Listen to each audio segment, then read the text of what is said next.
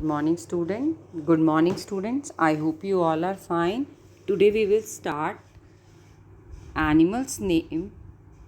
birds name we have to start today.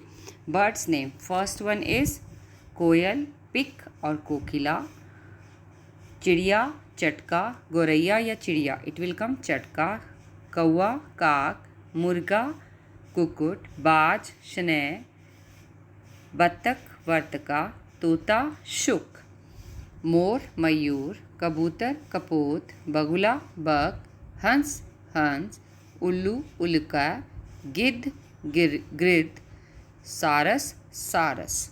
Now we will do counting also. First एक है, द्वै, त्रै, चत्वार, पंच, षट, सप्त, अष्ट, नव, दश, एकादश, द्वादश, त्रयोदश, चतुर्दश, पंचदश, षोडश, सप्तदश, अष्टदश, नवदश, विंशति, एकविंशति, द्विविंशति, त्रैविंशति, चतुर्विंशति and पंचविंशति.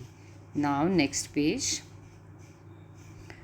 षड्विंशति, सप्तविंशति, अष्टविंशति, नवविंशति और त्रिशत. In this you having a bird's name and counting 1 to 30. Listen this carefully.